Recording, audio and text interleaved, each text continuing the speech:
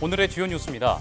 슈퍼컴퓨터보다 수천만 배 처리 속도가 빠른 양자 컴퓨터가 국내 대학에 처음으로 도입됐습니다.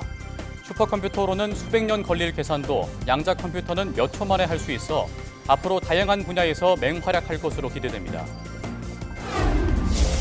스페이스X의 달 화성 탐사용 우주선인 스타쉽 6차 시험 발사에 트럼프 미국 대통령 당선인이 참관했습니다. 결과는 절반의 성공이었지만 트럼프의 참관으로 화성에 인간을 보내겠다는 머스크의 야심찬 계획은 한층 탄력을 받을 전망입니다. 미국 연구진이 의사의 조종 없이 로봇을 이용해 정교한 수술을 집도하는 데 성공했습니다. 수술 로봇은 수술 영상 수백 건을 보고 팔과 관절의 움직임 각도를 수학적으로 분석하고 학습했습니다. 정부가 영아 사망 사례가 보고되는 등 유례없는 100일의 유행에 대비해 백신 접종을 권고했습니다. 특히 임신부와 영아 돌보미 등 고위험군에 대해 각별한 주의와 백신 접종을 당부했습니다. 여러분 안녕하십니까? 사이언스 투데이 시작합니다. 현존하는 컴퓨터 중 가장 빠른 계산 성능을 갖는 슈퍼컴퓨터, 그보다 더 빠른 양자 컴퓨터가 국내 대학에 처음으로 들어왔습니다. 다양한 산업과의 협업으로 양자 분야 국제 경쟁력 강화 등 시너지가 날 것으로 보입니다. 박나영 기자입니다. 유리병 너머로 보이는 커다란 원통 구조물. 겉으로 보기엔 평범해 보이는 스테인리스지만 내부에서는 양자 컴퓨터가 돌아가고 있습니다. 온도를 영하 273도로 맞춰주는 냉각 시스템과 양자칩이 모두 이 안에 들어있는 겁니다. 127큐비트 성능의 IBM 양자 컴퓨터가 국내 최초로 연세대학교에 들어왔습니다. 일반 컴퓨터는 0과 1만 인식해 순서대로 계산하지만 양자 컴퓨터는 0과 1이 공존하기 때문에 이론적으로 동시에 수많은 계산이 가능합니다. 일반 컴퓨터로는 1억 년 이상, 슈퍼컴퓨터로도 수백 년이 걸릴 계산을 양자 컴퓨터는 몇 초 만에 할 수 있어서 산업 분야에서의 활용도가 무궁무진합니다. 신소재 개발이라든지 신약 개발, 그리고 물류라든지 다양한 형태의 최적화 문제들에 적용될 수 있을 것으로 보고요. 양자 컴퓨터의 정보 단위는 큐비트인데 큐비트 하나가 늘수록 성능은 2배씩 늘어납니다. 20큐비트는 성능 검증 단계, 50큐비트는 슈퍼컴퓨터를 넘는 활용 단계로 평가됩니다. 이번 IBM 양자 컴퓨터는 127큐비트로 실제 연구 개발이나 대규모 병렬 연산 등에 쓸 수 있습니다. 가장 중점을 두고 있는 분야가 바로 이 양자 컴퓨터를 활용을 해서 어떤 문제들을 해결할 수 있는 그런 알고리즘이라든지 또는 양자 컴퓨터 구동을 위한 소프트웨어 개발이라든지 글로벌 경쟁력을 빠른 시일 내에 확보할 수 있는 분야라고 생각을 하고 있습니다. 연세대는 이번에 들여온 양자 컴퓨터를 바이오 분야의 특화에 사용할 예정으로 연구가 활발히 이뤄질 수 있도록 별도의 공간도 마련했습니다. 건축공사가 한창인 이곳은 내년 2월에는 양자 연구동의 모습을 갖추게 됩니다. 또 2026년에는 IBM으로부터 127큐비트보다 더 업그레이드된 버전의 양자 컴퓨터도 들여올 계획입니다. 우리나라의 양자 컴퓨터 기술력이 세계 12위로 뒤처지는 가운데 이번 고성능 양자 컴퓨터 도입이 국내 양자 산업 활성화는 물론 국제 경쟁력을 키우는 데 도움이 될 것으로 기대됩니다. YTN 사이언스 박나연입니다. 의사가 로봇팔을 조종해 수술을 집도하는 로봇 수술은 대표적인 첨단 의료 기술로 자리 잡은 지 오랜데요. 의사의 조종 없이도 로봇이 직접 정교한 수술을 해내는 그야말로 진짜 로봇 수술이 공개됐습니다. 준비된 영상 함께 보시겠습니다. 집게 모습을 한 로봇팔이 수술용 실에 연결된 바늘을 잡아 반대쪽 로봇팔에 건넵니다. 실제 닭이나 돼지의 조직을 대상으로 실험해봤는데요. 연한 조직을 다치게 하는 일 없이 능숙하게 바늘만 들어올립니다. 이번에는 로봇팔이 수술용 실을 가지고 능숙하게 매듭을 묶습니다. 마치 사람이 양손의 엄지와 검지를 이용해 매듭을 묶는 모습과 정확히 일치하는데요. 벌어진 조직을 야무지게 봉합하는 모습이 수술을 마치고 피부를 봉합하는 의사의 숙련된 손놀림과도 같습니다. 미 존스 홉킨스 대학 연구진이 개발한 외과 의사 로봇인데요. 이 로봇이 특별한 건 사전에 사람이 수술법을 일일이 입력하지 않아도 된다는 점입니다.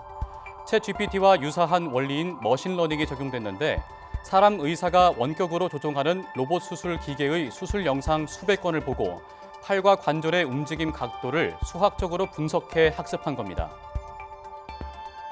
덕분에 수술 중간에 생기는 돌발 상황에도 잘 대응할 수 있습니다. 매듭을 묶다가 외부 방해로 실이 풀리면 다시 처음부터 매듭을 묶기도 하고요. 바늘을 떨어뜨리면 다음 동작으로 넘어가지 않고 바늘을 다시 집어 올립니다. 지금까지 로봇 수술은 외과 의사가 원격으로 로봇팔을 조종해 정교한 수술 동작을 해내는 걸 말했는데요. 로봇팔이 알아서 숙련된 수술 동작을 해내는 차세대 로봇 수술이 등장할 날도 머지 않은 것 같습니다. 도널드 트럼프 미국 대통령 당선인과 일론 머스크 테슬라 CEO가 이번엔 우주선 시험 발사를 함께 지켜보며 밀착을 과시했습니다. 트럼프 2기 행정부의 자타공인 실세로 자리 잡은 머스크의 우주 사업에도 내년부터 순풍이 불 거란 전망이 나오는데요. 홍주혜 기자가 보도합니다.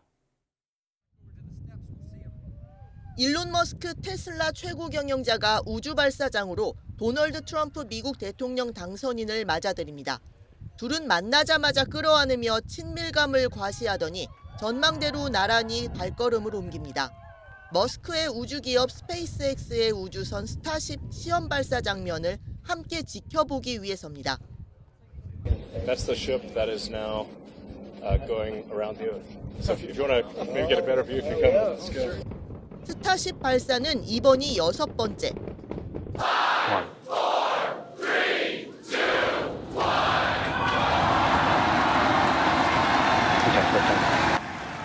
대통령 당선인까지 참관한 가운데 진행됐지만 결과는 절반의 성공이었습니다.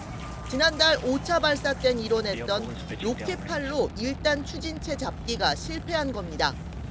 발사대로 돌아가지 못한 추진체는 대신 멕시코만 바다로 떨어졌습니다.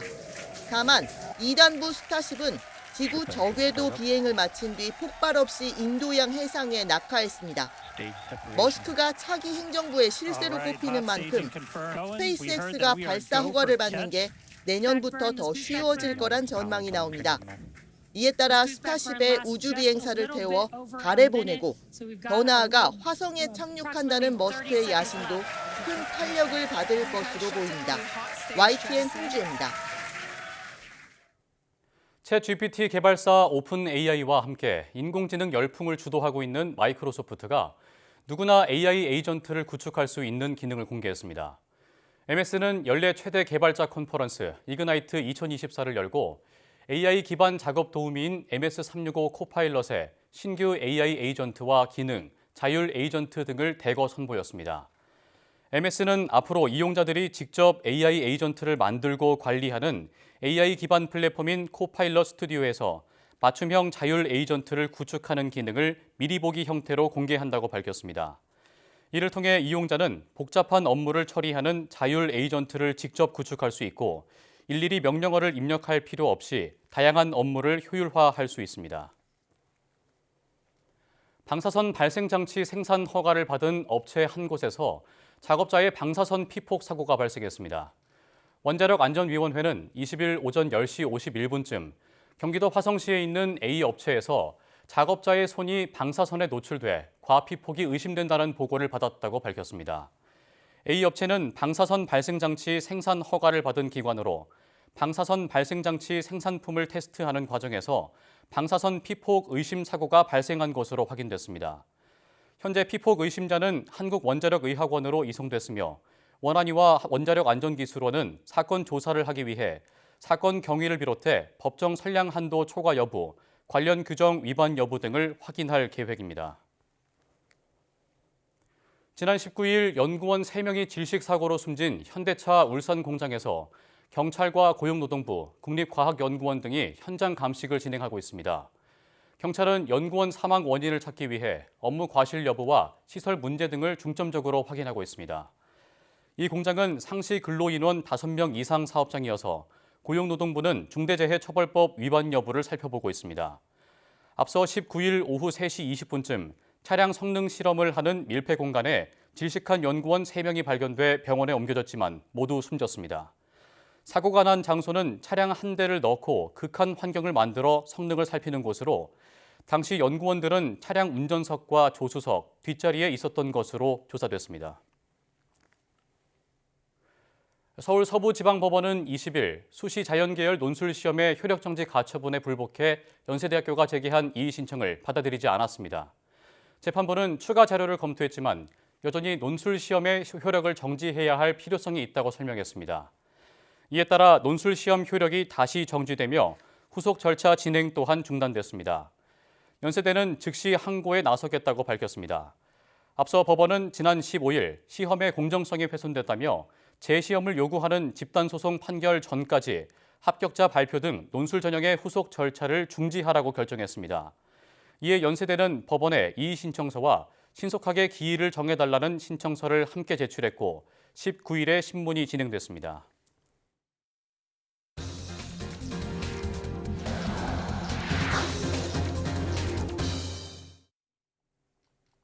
기후변화로 설악산에 있는 소나무 절반가량이 말라 죽을 위기에 처했다는 연구 결과가 나왔습니다.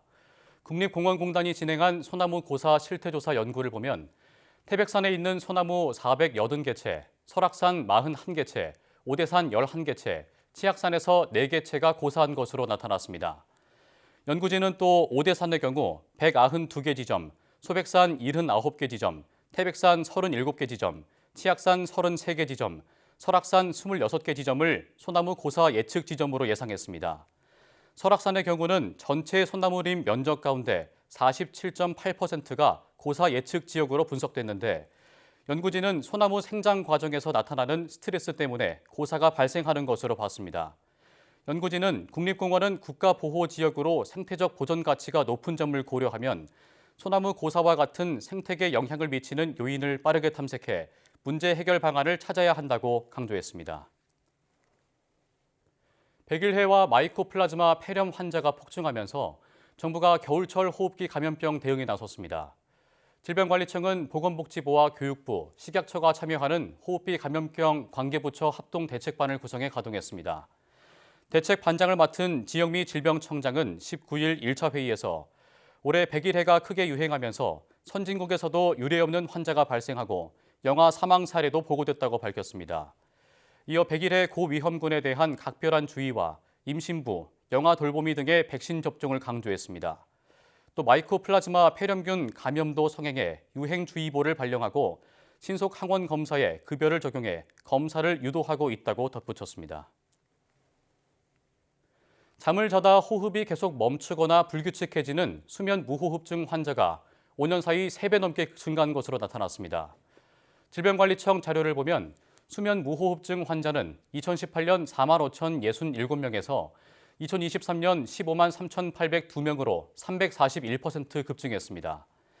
남성의 경우 40대에서 여성은 60대에서 수면 무호흡증 발생률이 높았습니다. 질병청은 수면 무호흡증이 있는 사람이 없는 사람에 비해 급성 심장정지 발생 위험이 54%나 높다고 밝혔습니다. 특히 심혈관 질환이 없는 18세에서 64세 사이에서 급성 심장정지 위험도가 76%까지 증가하는 것으로 나타났습니다. 또 급성 심장정지를 일으키는 요인 가운데 수면 무호흡증이 흡연이나 비만보다 더 위험한 요인으로 분석됐습니다. 대부업 제도가 마련된 20년이 지났지만 불법 사채와 악랄한 추심의 폐해는 끊이지 않고 있습니다.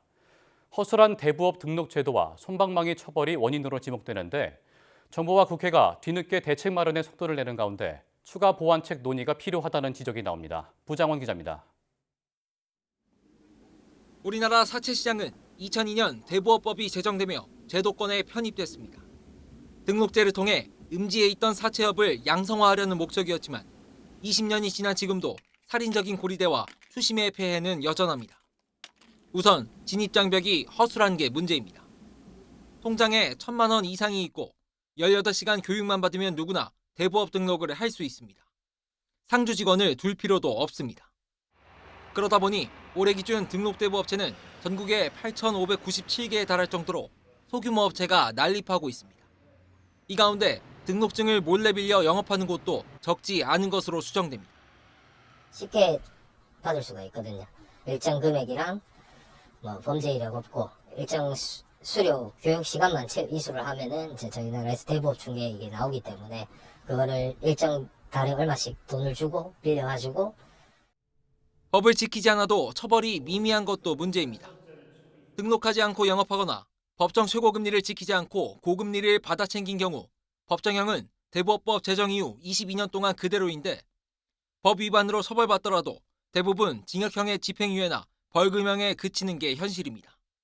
정부와 국회는 이런 문제를 알고도 수십 년째 방치해왔습니다. YTN이 17대부터 22대 국회까지 발의된 대부업법 개정안을 전수조사한 결과 임기가 끝나 폐기된 경우가 절반이 넘었습니다. 상당수가 대부업 등록 요건과 처벌을 강화하는 내용을 담고 있었지만 제대로 된 논의는 이뤄지지 않았고 비슷한 내용의 법안이 22대 국회에서도 재탕, 3탕 발의되고 있습니다.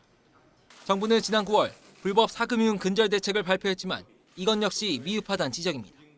대부업체의 자본 요건을 개인은 1억 원, 법인은 3억 원까지 강화하는 게 골자인데 전문가들은 단순히 자본금만 늘려서는 한계가 있다고 지적합니다. 일정한 순자산 규모를 갖춘 업체만 대부업 등록을 허용해 남의 돈을 끌어다 고금리를 받아 챙기거나 불법 추심할 가능성을 줄여가야 한다는 겁니다. 이 자본금 제도 가면 은행 대출 받다가 그 돈으로 고리 대부업을 할 수 있어요. 여전히 이 불법 사채를 조장하는 제도 환경을 방치하겠다는 거예요. 여야는 이번 정기국회안에 대부업 자기자본 기준을 높이는 등의 법안을 처리하기로 합의했는데 처벌 강화 등 추가 보완책에 대한 논의에도 관심을 가져야 한다는 목소리가 높습니다. YTN 부장원입니다. 금융감독원을 사칭한 문자로 인한 피해를 줄이기 위해 안심마크가 도입됩니다. 금융감독원은 20일부터 문자메시지 안심마크 서비스를 시행한다고 밝혔습니다. 기존 문자메시지에는 발신자 전화번호만 표시돼 이용자들이 스미싱 사기 피해를 우려해 안내 문자를 확인하지 않는 경우가 많았습니다. 이에 앞으로 발송하는 메시지에는 인증 마크와 안심 문구, 금감원 로고 등이 함께 표시돼 출처를 명확하게 했습니다. 코로나 엔데믹 이후 해외여행이 늘면서 카드 도난이나 분실, 위변조로 인한 제3자 부정 사용 피해가 늘고 있는 것으로 나타났습니다. 금융감독원은 올해 상반기 신용카드 해외 부정 사용 규모가 모두 1,198건, 16억 6천여만 원에 이르고 이 가운데 도난 분실로 인한 부정 사용이 전체의 90%에 육박한다며 주의를 당부했습니다. 특히 연말 연시를 앞두고 해외여행이 늘 것으로 예상되면서 관광지에서 소매치기, 부주의 등으로 인한 카드 부정 사용 피해가 우려된다며 소비자 경보를 발령했습니다. 금감원은 또 출국 전 해외 사용 안심 설정 서비스를 신청해 카드 사용 국가와 1회 사용 금액, 사용 기간을 설정하면 원하지 않는 해외 결제를 방지할 수 있다고 조언했습니다. 국내 마라톤 대회에 참가한다며 외국인 선수들을 입국하게 한 뒤 양식장에 불법 취업시킨 일당이 해양경찰에 붙잡혔습니다. 국내 현역 마라톤 선수까지 가담해 대회 초청장을 허위로 꾸며 비자를 받을 수 있게 했습니다. 박종혁 기자가 보도합니다. 외국인 남성이 그물을 정리하고 수확한 가리비를 옮기는 작업을 합니다. 한국 양식장에서 일하면 편하고 임금도 많다는 홍보 영상으로 사회 관계망 서비스에 올라왔습니다.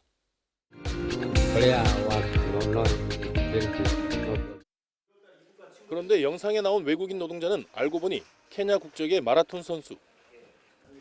국내 마라톤 대회에 참가한다며 비자를 받았는데 양식장에 불법 취업한 겁니다. 대회엔 참가하지도 않았습니다. 그 뒤엔 허위 서류로 비자를 받게 하고 입국시킨 뒤 이곳에 취업시킨 이들이 있었습니다. 20대 현역 마라톤 선수와 50대 전직 코치 등입니다. 위조된 지방자치단체 체육회 인장으로 허위 초청장을 만들어 케냐 주재 한국 대사관에서 비자를 받게 도왔습니다. 마라톤 대회 페이스메이커로 외국인 선수가 들어오는 경우가 많다는 허점을 노린 겁니다. 지난 1월부터 7월까지 이런 식으로 경남 남해안 양식장 등 수산업체에 취업한 케냐 마라톤 선수만 7명. 일당은 입국과 취업 대가로 케냐 선수들 임금에서 3,400만 원씩을 받아 챙긴 것으로 조사됐습니다. 케냐와 우리나라가 환율 차이가 한 10배 정도 납니다. 우리나라에서는 한 100만 원 정도 벌면은 자기 나라에서는 1,000만 원 정도 되니까. 창원 해양경찰서는 일단 3명 가운데 1명을 구속 송치하고 2명은 불구속 송치했습니다. YTN 박종혁입니다. 정부가 지난 5월부터 반년간 중국 해외 직구 플랫폼인 알리와 테무에서 차단한 위해 제품이 2,000건에 육박하는 것으로 집계됐습니다. 공정거래위원회는 지난 5월 알리 테무와 안전 관련 자율 협약을 체결한 뒤부터 지난달 말까지 유해성이 확인된 제품 700여 건과 리콜 제품 등 1,915건을 차단했다고 밝혔습니다. 차단된 제품 가운데서는 유해 물질이 함유된 제품은 물론 폭발과 화재, 감전 우려가 있는 가전제품이나 전자기기가 33%로 가장 많았고 어린이 용품이 31%로 뒤를 이었습니다. 공정위는 오는 29일 미국 블랙 프라이데이나 12월 26일 영국 박싱데이 등을 맞아 할인 행사가 열리고 국내에서도 연말 선물 수요가 증가할 것으로 예상된다며 이용에 주의를 당부했습니다. 2분기 도소매업과 건설업 등 내수 업황 부진 여파로 청년과 40대 임금 일자리가 통계 집계 이후 최대폭 감소했습니다. 통계청이 발표한 2분기 임금 근로 일자리 동향을 보면 2분기 전체 임금 근로 일자리는 1년 전보다 25만 4천 개 증가했습니다. 코로나19 팬데믹이 시작된 2020년 2분기 21만 1,000개 늘어난 뒤로 가장 작은 증가폭입니다. 30세 미만 일자리가 13만 4천 개 줄어 2017년 관련 통계 집계 이후 최대폭 감소를 기록했고 40대도 5만 6천 개 감소해 역대 가장 큰 폭으로 줄었습니다. 국제통화기금 IMF가 내년 우리 경제 성장률 전망치를 한 달 만에 2%로 하향 조정했습니다. 경제 전망을 둘러싼 불확실성이 높고 하방 리스크도 크다고 진단했습니다. 보도에 오인석 기자입니다. 지난 7일부터 2주간 한국 경제 상황 전반을 점검한 IMF 한국 미션단은 우리 경제의 대외 불확실성을 거론했습니다. IMF 미션단은 내년 우리 경제 성장률 전망치를 한 달 만에 2.2%에서 2%로 0.2%포인트 낮췄습니다. 위험은 하방 리스크가 더 높은 편이라고 평가했습니다. 내년 트럼프 2기 행정부 출범과 러시아 우크라이나 전쟁 장기화, 중동 지역 지정학적 리스크 등 대외 불확실성이 커졌다는 판단이 깔린 것으로 분석됩니다. 올해 성장률 전망치는 기존 2.5%에서 2.2%로 0.3%포인트 낮췄습니다. Growth is expected to reach 2.2% in 2024, supported by strong semiconductor exports, while partially offset by a weak recovery of domestic demand. Real GDP is projected to expand by 2% in 2025 as the economy converges to its potential growth and the output gap is closed. 트럼프 트레이드로 커진 환율 변동성에는 도전 요인이 아니라고 선을 그으면서 환율 변동성은 큰 리스크로 생각하지 않는다고 말했습니다. 인플레이션은 한국은행의 목표치인 2%에 근접하고 있으나 높은 불확실성을 감안할 때 점진적인 통화정책 정상화가 적절해 보인다고 권고했습니다. 통화정책을 완화하는 점진적인 금리 인하를 주문한 것으로 해석됩니다. IMF 한국 미션단은 고령화 등 장기적인 지출 압력에 대응할 수 있는 여력을 마련하기 위해 보다 적극적인 건전 재정 기조가 필요하다고 조언했습니다. 또 지속 가능한 성장을 위해 중장기적인 경제 개혁 등 강력한 경제 정책이 필요하다고 밝혔습니다.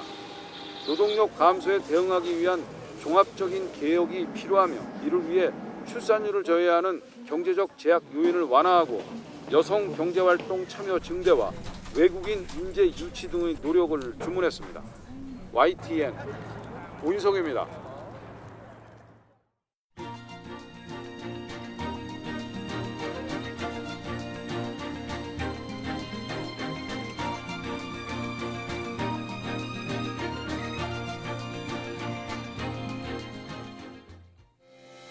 의정 갈등이 오랜 시간 이어지면서 수술이 지연되거나 취소되는 경우가 많아 환자들의 중증도가 급격히 상승해 생명에 위협이 됐었는데요.